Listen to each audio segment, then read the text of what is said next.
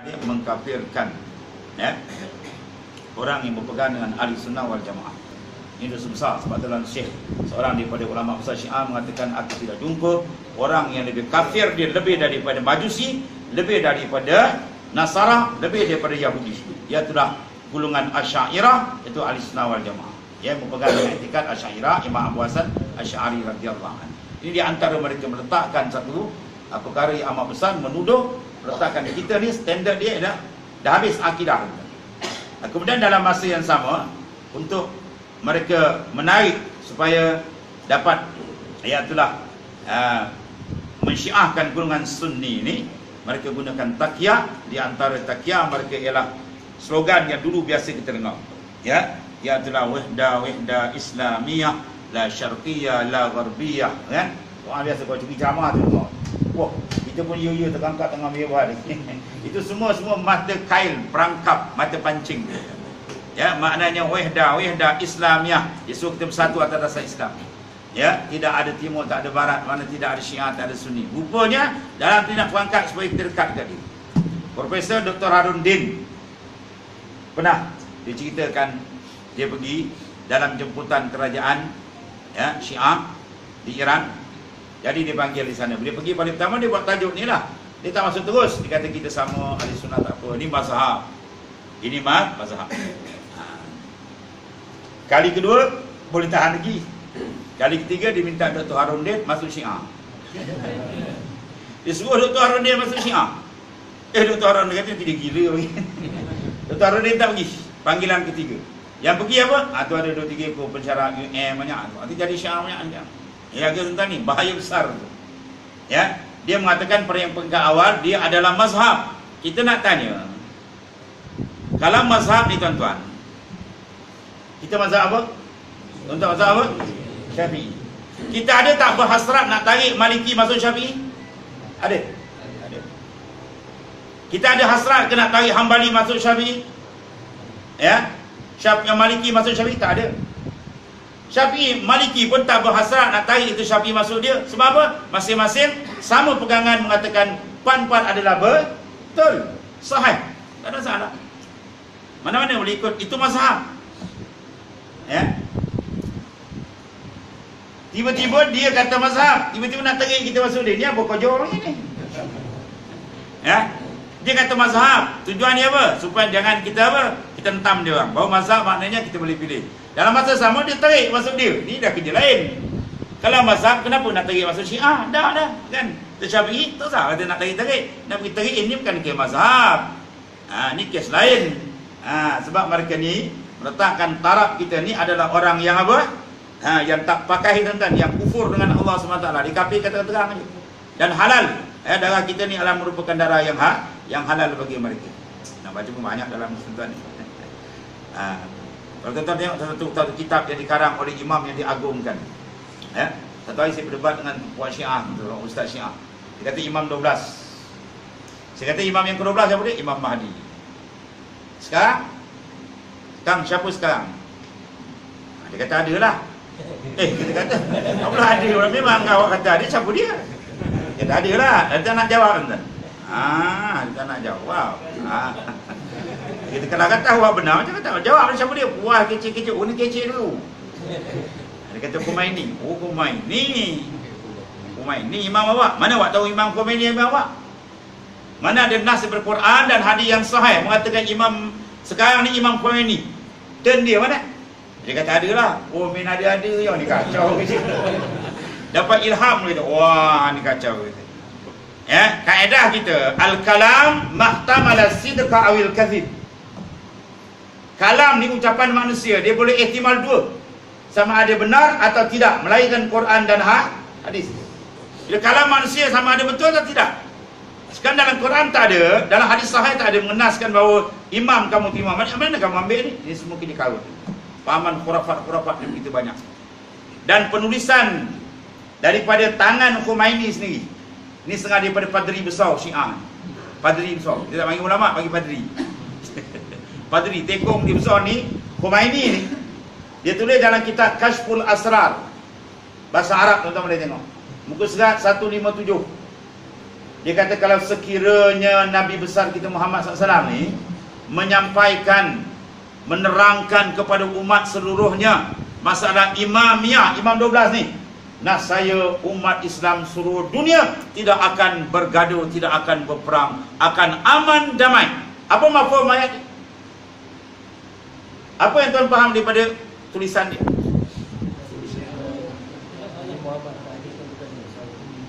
Suatu Syiah lagi? Banyak tahun ni. Mafhum daripadanya bahawasanya mereka menuduh Rasulullah SAW menyembunyikan kebenaran. Apa orang hukum orang tuduh Rasulullah menyembunyikan? Kafir lah tuan-tuan, apa bayar now?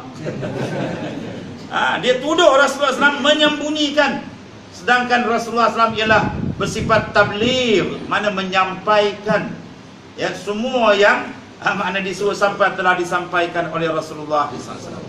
Jadi dituduh Rasulullah SAW menyembunyikan. Kalau sekiranya Rasulullah SAW menyampaikan kepada umat masalah imamiyah, saya umat aman damai. Sekarang berpecah belah, bergaduh sana sini, dunia huru hara, Nabi tak menyampaikan, kami sembunyi, Nabi sembunyikan imamiyah, masalah imam. Ini tuduhan besar yang ditulis oleh tangan Khomeini sendiri. Ini bahaya besar tuan-tuan, masya-Allah, dahsyat ya. Tapi kalau kita nak tengok sebenarnya mereka ni berpura je. Sebenarnya Nabi pun dibedalkan. Ya. Kita tengok dalam ucapan ulama besar dia. Ulama besar dia. Dia baca hadis dia lah. Bukan hadis Bukhari Muslim tak ada okay. Hadis dia sendiri. Hadis ahli bait. Tahu ahli bait? Ahli bait. Misal bait bukan ahli bait. Bukan Syiah ni bukan ahli bait, ahli bait. Hadis bait. Kena panggil dia ahli bait, bukan ahli bait. Sebab mereka menghina. Ahli bait dihina cara tak langsung. Rasulullah dihina cara tak langsung. Satu hadis yang dibacakan daripada riwayat dia sendiri. Ya, riwayat daripada Imam Syiah sendiri. Hadis yang mengatakan satu hari Rasulullah sallallahu alaihi wasallam menyatakan, datang Jibril kepadaku membawa wahyu daripada Allah Subhanahu wa taala. Lepas Rasulullah cerita tu, Sayyidah Fatimah pun mengatakan, qala Allah taala. Sayyidah Fatimah kata, qala Allah taala. Siapa lebih tinggi dia tu? Rasulullah ambil hadis, ambil ayat daripada Jibril. Jibril daripada Allah Ta'ala. Siti Fatimah, qala Allah, dari Tuhan. Fatimah lebih tinggi daripada Muhammad dia tu. Oh, lagi dahsyat tuan-tuan. Tuan-tuan baca pening kan? Fatimah ni, Fatimah anak Rasulullah SAW lebih tinggi martabat daripada Rasulullah ni. Gila tu. Kita tengok macam mana tuan-tuan. Dia orang berikut, kita pun tak tahu tuan-tuan. Kita pun tak tahu. Teruk sangat kan? Betul kalau kita, tapi kalau kita kembali balik kepada sunnah, kepada hadis sahih Rasulullah sallallahu alaihi wasallam yang mengatakan bahawasanya setengah daripada amaratus saah, tanda-tanda kiamat, ialah ulama-ulama menjadi bingung. Ulama jadi bingung. Apa maksud dia? Ulama pening, tengok sekarang terang-terang sesat tuan, terang-terang sesat. Dia ikut berdu-du, ikut. Ya ilaha illallah. Terang-terang sesat yang pelik-pelik. Kalau bantai badan untuk berdarah dah macam wil-wil tu, wil-wil pun tak berdarah. Ya, sedangkan mudarat dalam kaedah kita ad-darar yuzal, semua mudarat naklah dijauhi. Tiba-tiba datangkan mudarat pedih. Ini semua pahaman ta'assubiyah yang sangat dahsyat tuan-tuan ya. Yang sangat dahsyat. Allah yang diamalkan oleh golongan Syiah yang jauh tersesat daripada jalan yang sebenar. Jadi kesimpulan dia, Syiah adalah merupakan golongan-golongan yang tidak ada kait-mengait dengan Islam. Ya, mereka adalah golongan yang sesat, yang kafir, yang keluar daripada ajaran Allah Subhanahu wa taala. Adapun mereka mengatakan mazhab-mazhab itu semua taqiyah. Yang percayalah ya. Dia kata ini mazhab semua tak ada, itu taqiyah. Ruang dia nak masuk sebenarnya. Sebenarnya kalau baca karangan ulama-ulama mereka sendiri, jauh terbabas daripada akidah yang sebenar. Dan sebab yang kita sebutkan tadi, kita memang tak boleh nak discuss dengan dia. Sebab apa? Makhas sumber ambilan adalah berlainan. Ya, hadis tak okey hadis kita. Nak faham kan? Kalau dengan Wahabi kita boleh bahas lagi sebab memahami hadis, ya. Hadis yang sama, Quran yang sama, semua memahami. Ada faham macam ni, ada faham macam ni kan? Tu sikit situ saja kita boleh bahas lagi. Tapi Syiah ni teruk sangat. peringkat mereka ni peringkat dah outlaw terus. Sebab mereka mengkafirkan. Sebab kaedah kita, man kafara mu'minan faqad kafar. Siapa yang kafirkan orang beriman, maka kafir itu balik kepada diri dia balik. Ya, orang tu Islam boleh kita kata dia kafir. Ya, sehingga kita panggil orang kan, kalau seorang kita panggil kawan kita. Ya, seorang tu A panggil B, Yahudi. Ya, dia panggil Yahudi padahal etikat memang kafirkan. Kalau kafir itu balik ke dia balik. Ya, mana dalam masalah kafir ini benda yang sangat besar pada pandangan Islam. Kita tak boleh mudah-mudah bermain-main dalam perkara-perkara yang tersebut. Terutama dalam masalah takfir, mengkafirkan. Maka ini menjadi satu amalan besar pada golongan Syiah yang meletakkan bahawasanya golongan ahli sunnah ada golongan yang terkeluar daripada ajaran Islam. Mereka mengatakan kita ni kufur, ya, telah melakukan perkara yang kufur, dan disunatkan kita membunuh. Dapat pahala tentang ni. Sebab ulama di Syria memberi peringatan baru. Dia kata kamu di Malaysia jangan sedar. Ya, tidak mustahil negara kamu boleh menjadi macam negara kan. Apabila mereka telah ramai. Dia ramai dia lain macam dia. Pada hukum bunuh orang dapat pahala, ni apa jenis ajar? Beli entah. Kau tengok sana dicabut pada budak sembelih macam sembelih ikan. Sah macam kita. Apa pahala besar? Bukan sunat muakkad ni. Ya, sembelih kan bukan sunat muakkad, bukan sunat hay'ah. Pahala besar dapat. Oh, semangat bunuh orang. Gila punya ajaran. Inilah maknanya pahaman Syiah. Dan kita pun dah dipatuakan, tapi itulah masalah. Ini masih bergerak lagi. Ya, jaga-jagalah. Kawallah, ya, anak-anak kita daripada terutama dan bacaan-bacaan. Selalu kita kena ambil perhatian dan fokus kepada anak-anak kita, maklumat-maklumat yang sampai kepada mereka, jangan sampai mereka dah terlajak. Bila terlajak payah. Ya, sebab ta'assubiah ni kuat. Pahaman ta'assub dia terlampau kuat. Sampai peringkat tidak sampai boleh bunuh orang. Ini masalah besar. Dari segi ancaman keselamatan negara, Syiah ni amat bahaya. Amat bahaya. Kalau tidak agak main bahaya besar. Itulah di antara apa kita dapat sampaikan sedikit sebanyaklah tentang ni. Kerana orang banyak lagi cerita ni. Yang buku-buku Syiah pun banyak lagi tentang ni kalau tuan-tuan nak baca. Banyak keterangan-keterangan yang kita tengok jauh mereka standar daripada apa? Daripada landasan yang sebenar, ya. Itu sesi soal jawab kalau ada. Wallahu a'lam. Baik, terima kasih. Ada soalan. Tak Melaka dulu pernah dikaitkan ada satu produk minuman isi air dikatakan sebagai penyokong gerakan Syiah. Jadi tak Melaka. Boleh Ustaz ulas? Di pusat dia semabuk tuan. Jangan minum air lah, paling 6 pagi. Ya. Dia cakap sini tuan-tuan ni, ucapan di sini. Aku nak maki sahabat, kau peduli apa dia kata. Tengok, dia memang tak boleh pakai tuan. Dia sponsor besar. Bukan Ketat Melaka atau Malaysia, dia bisa support. Ya. Air isi 5 kan. Tuan minum air tu lah. Itu air Syiah. Kita minum air Sunni. Wallahu a'lam. Ayat sana. Minta yang lain senyap ya. Ada soalan kita dengar betul-betul ya. Dengar kuat. Kuat sikit. Mak, bangun.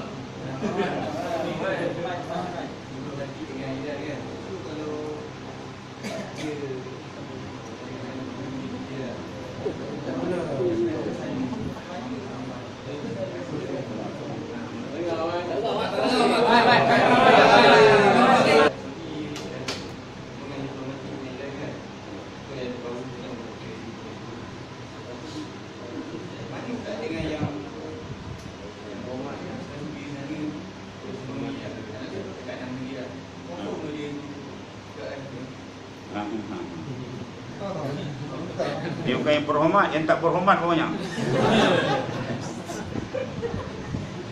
Di Syiah ni tuan-tuan, ni cukup payah sebab 9/10, 90% takyah. Ni masalah dia. Kalau kita tanya dia tak mengaku. Ya, dia takkan mengaku. Ini masalah dia.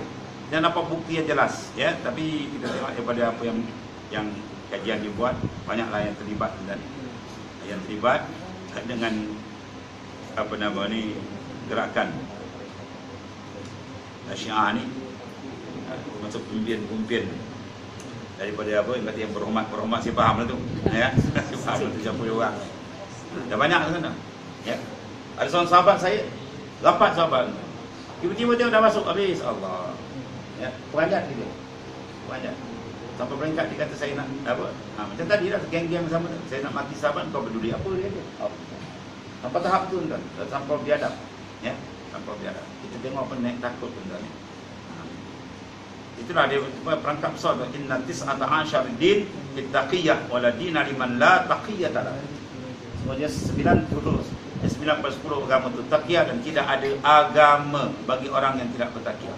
Siapa tak nak bertaqiyah, tak sah iman dia. Oh, dahsyat ni dia. Ni, dia letakkan satu ya ruang besar untuk mereka menggerakkan benda ni satu ya perangkap besar lagi. Ya, maknanya dalam benda ni kita kena apa? Kena berhati-hati lah. Dia tengok orang Syiah, contoh kita dapat agama Syiah, Sunni, dia mengaku Sunni. Ya, dia mengaku Sunni. Tapi bila dia kuat dia agama, dia buka. Dia mulalah yang menjalankan kerja-kerja dakwah mereka. Allah. Ya, soalan lain. Dua soalan. Ya. Ustaz, nak tanya tentang Imam Mahdi. Ada yang kata itu daripada Syiah. Imam Mahdi. Berhubung dengan Imam Mahdi itu sabit dalam riwayat Bukhari dan Muslim. Ya, Imam Mahdi ini adalah keturunan daripada keturunan Rasulullah SAW. Namanya seperti namaku Nabi kata. Ya, ismu kasmi. Nama dia seperti namaku. Nama bapa pun seperti nama bapa aku juga. Itu Imam Mahdi. Dan ulama mengatakan barang siapa yang ingkar dengan kelahiran Imam Mahdi faqad kafar, kufur orang itu. Ya, sebab hadis Imam Mahdi ini hadis sahih, ijma' mutawatir. Itu kaedah ni. Dia kira kaedah ni kalau seorang jadi kufur bila diingkarkan hadis yang ijma' kemudian mutawatir tiap-tiap tabaqat, ya, baru dikufur. Kalau sekiranya hadis sahih tapi hadis tak naik peringkat mutawatir, maka dia tak jadi kufur. Ya, atau bahasa panjang tentang ni. Contoh dalam mazhab Syafi'i kita kan. Syafi'i kita pakai la salata liman lam yaqra' bi Fatihatil Kitab. Tidak ada sembahyang bagi orang yang tidak membaca Fatihah. Hadis ni sahih, tapi hadis ni tak naik peringkat mutawatir. Hadis ni ada hadis ahad. Kalau siapa mengatakan sembahyang tak wajib baca Fatihah, dia tak jadi kufur. Bahkan dia jadi Hanafi. Sebab Imam Hanafi tak wajib baca Fatihah. Sebab Imam Hanafi pegang pada ayat faqra'u ma tayassara minal Quran, baca apa yang mudah daripada Quran. Ini bahasa dalam usul fiqh. Ini bahasa panjang tentang ni. Jadi syarat kufur tadi misalnya hadis itu sahih, kemudian mutawatir tiap-tiap tabaqat. Tiap-tiap lapisan pun rawi yang kuat yang banyak, yang tidak tersaur akal boleh menolakkan akan ini. Bukan hadis ahad. Maka hadis berhubung dengan Imam Mahdi ini hadis yang sahih, ya, maknanya tiap-tiap tabaqat. Sebab tu ulama kata siapa ingkar Imam Mahdi boleh mencederakan akidah. Imam Mahdi akan turun. Ya, persoalan ni tak payah tunggu. Tak payah tu. Satu kumpulan dakwah dia naik kepada Imam Mahdi. Imam Mahdi akan turun di Kelang. Anak buah semua ikut tunggu kat Kelang. Yang nampak gagak hitam banyak kat Kelang. Ya, tak payah tunggu tuan. Imam Mahdi pun tak suruh kita tunggu dia. Imam Mahdi esok, ya, dia akan turun dan tanda-tanda pun dah banyak sekarang ni. Tanda-tanda Imam Mahdi pun dah banyak turun.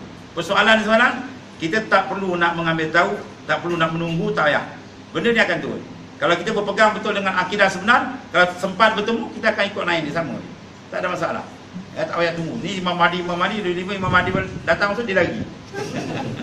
Ya, tak payah. Kita pegang dengan etikat yang sebenar, ahli sunnah wal jamaah, tak ada masalah. Ya, nanti Imam Mahdi akan turun kan, ya. Dan Imam Mahdi ni last besok dia akan menyaksikan pembunuhan Dajjal.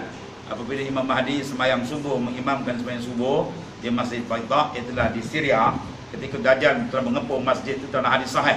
Imam Mahdi nak sembahyang aja subuh, ketiga nak angkat takbir, maka dia tengok langit turun cahaya daripada langit. Dia itulah Nabi Isa AS turun yang mengiringi dua malaikat. Ya, lalu Imam Mahdi menolak Nabi Isa AS menjadi imam. Selepas daripada itu, lepas salam Dajjal pun masuk.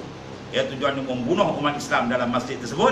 Bila dia nampak saja Nabi Isa, lalu dia pun bongkau dahi dan sebab dalam hadis mengatakan tidak boleh membunuh Dajjal melainkan Nabi Isa AS dan dibunuh di Babul. Ya, itu dalam hadis sahih. Semua ada hadis sahih dalam mazhab kita tuan-tuan. Itu maknanya beriman dengan Imam Mahdi adalah wajib. Cuma kita tak wajib tunggu. Tak wajib tunggu. Dia datang lah besok. Yang penting kita berpegang teguh dengan akidah yang sebenar. InsyaAllah pada sempat umur jumpalah tuan-tuan. Ya, itu saja. satu soalan lagi Ustaz. Ya.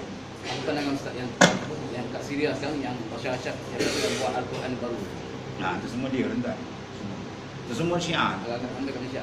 Nah, itu semua Syiah. Sekarang dia dah mula berani. Lepas tu kalau kita kaji dari segi perkembangan masa, dulu ulama-ulama kita Sunni hebat-hebat, banyak dia keluar sikit kenyataan dia orang gembat habis. Dia tak berani. Sekarang dia tengok dia orang dah slow.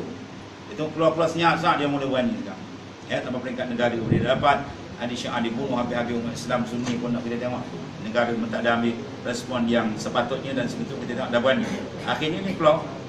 Ini semua dipanggil fitnah. Kalau boleh dibukukan sebagai syibhud dajjal. Sebelum dajjal sebenar timbul, maka syibhud dajjal, orang yang perangai macam dajjal itu ni, di antara perosak besar dunia. Ya. Ustaz, Ya. bagaimana dengan ulama Syria yang menyokong dengan Bashar Assad? Dia sama je lah. Yang menyokong tu sama je. Ya. InsyaAllah tuan-tuan. Ada soalan lagi? Ustaz, Ya. Ustaz, Salam. tanya tempat-tempat dia yang ada kat Melaka ni Ustaz. Nampak dia? Pokok dia. Nampak kata hukum saw.